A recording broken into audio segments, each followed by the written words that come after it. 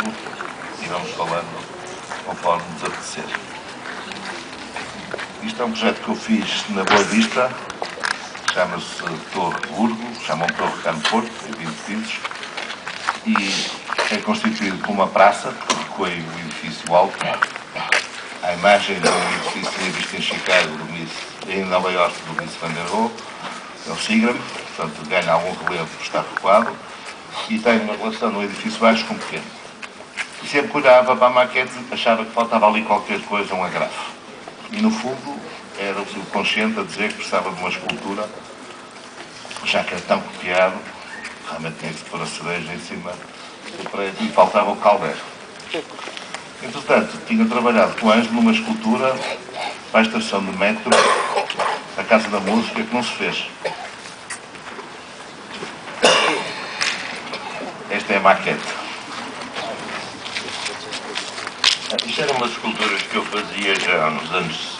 Estas eram feitas entre 65 e 66. Está muito perto ou muito longe? Está ótimo. 64, 65, que eram os projetos que eu tinha. Estas podiam fazer em casa, sem necessidade de um artesão ou uma máquina ou não sei o quê. Bastava uma boa tesoura e uma folha de aço ou de ferro. Depois eram pintadas. Fiz muitas. O Eduardo viu uma que eu tinha lá em casa, que por acaso era vermelho e verde. De maneira que viemos intrusar nesta. O vermelho e verde tem que ver com a necessidade que as duas cores fossem praticamente iguais em termos de reflexão da luz, quantidade de reflexão da luz. Quer dizer, se aquilo for tirado uma fotografia a preto e branco, a fotografia dá um cinzento. Não há nada mais escuro, nenhum dos lados é mais escuro. Por outro lado, a cor é muito diferente do resto do edifício, de maneira que se pode ver aquilo, pode-se ver o edifício e pode-se ver o edifício com aquilo. Quer dizer, há capacidade de 3 leituras, digamos assim. Uma nota só é que, quando ensaiamos a maquete, discutiu-se o Gonzalo espanhol, que queria amarelo e vermelho, nós queríamos vermelho, o Ângelo queria vermelho e verde, eu concordei, depois tive um ataque de medo. Os arquitetos têm sempre medo da cor, mas dizia, não, pode ser preto e branco. Chamada, isso chama-se síndrome... Os arquitetos não sabem de cor. Não, é a neurose bipolar, maníaco-depressivo. Vamos pôr cor. Depois a parte depressiva, é muito forte, vamos pôr preto e cinzento. Ora bom, Veneza, isto era o destroço que nós lá tínhamos à espera, que é aquele fenómeno, que é uma casa que, no meio daqueles palacetes, é este pardieiro. É o único edifício de um piso só.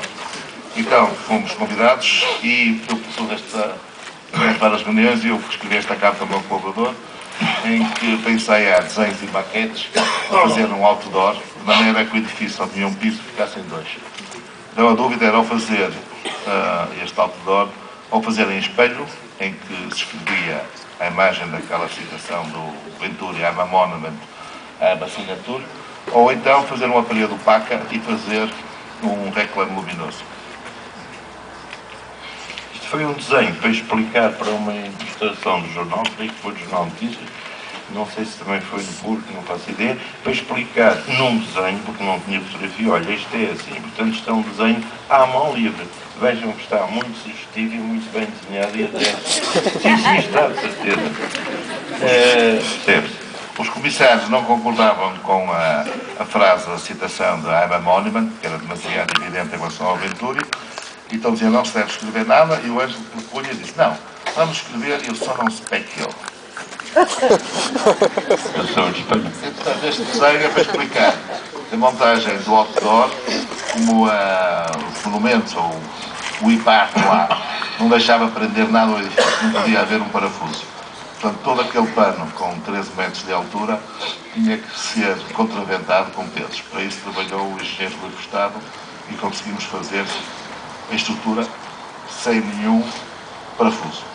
Ora, isto em planta tem o seguinte, estes espelhos poderiam ter sido paralelos, mas achei que não valia a pena, era um disparate, e assim cria-se um movimento para a direita, como quem está dentro de uma casca de um caracol, e o espaço desaparece para a direita, em vez de se ir apagando com os sucessivos espelhos paralelos.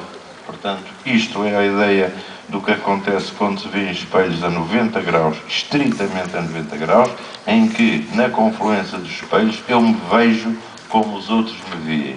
Isto é, se eu tiver o risco ao lado esquerdo, vejo-me ali como uma personagem com o risco ao lado esquerdo. Isto encontra-se muito nos cafés. Isto é mesmo de vários espelhos espalhados pelo interior e, se repararem bem, tiverem tempo, verificarão que os espelhos não paralelos criam assim uma espécie de divagação para a direita. Aquilo é o Luís Freire Alves documentando para a posterioridade. Isto é... Bom, nós, Paulo de carga. à boa maneira portuguesa, apresentamos o projeto e ninguém tratou de nada. Só que para montar esta operação, além dos impares, era preciso interromper durante 1 hora o Grande Canal. Não havia autorização. Foi tudo feito clandestino. Chegaram as barcaças, a polícia mandou prender toda a gente, conseguiu-se a autorização, montou-se no dia seguinte e no dia da inauguração havia 3 espelhos que caíram. Não, mas havia só 12 postos. Só havia 12 ali, aquele cantinho esquerdo, e depois, portanto, Felizmente o empreiteiro meteu-se em brios e depois da Bienal ter sido inaugurada, ele próprio disse: vocês estejam descansados, que eu vou fazer o espelho como vocês querem. E ficou, caramba, mas já não vimos. Ele ainda viu, já Não vi. Eu vi, pedi ao Ferreira Alves para depois ver. Nós não tivemos essa alegria de paz. Pronto. Depois, a ideia disto também é que depois fazíamos as perguntas mais mirabolantes do mundo. Se nós queríamos fazer um quadro, se queríamos inventar um outro canal pelo facto de refletir a água. Também houve uma tentativa de não fazer mesmo nada e era pôr o espelho de maneira a refletir só o céu. Portanto, era de pegar um vazio. Depois, fisicamente, provou-se que era de tal maneira inclinado para se projetar o céu que ficava uma escultura e ninguém entendia. Desistimos. Portanto, incompreensão total. Foi. Não, socialmente foi, é verdade. Já agora não sei se tantos mundos, houve um movimento de massas para linchamento em que foi dito: estes espanhóis malucos vieram fazer isto. Não, eu conto. Não, eu só soube depois, até foi o meu filho, não sei quem disse: os espanhóis malucos, deixa lá, pá. Os espanhóis é bom para nós. É que isto era uma garagem. Daqui a bocado estamos a falar da Ferreira. Não. É que isto era uma garagem de gôndolas. Isto era uma extensão de gôndolas. Portanto, outro pedido de autorização era as gôndolas não podiam ir contra o espelho. E, portanto, conseguimos uma licença para deslocar as gôndolas, além das outras 1000 licenças, tudo clandestino. Quer dizer, licenças com cunhas à italiana e portuguesa.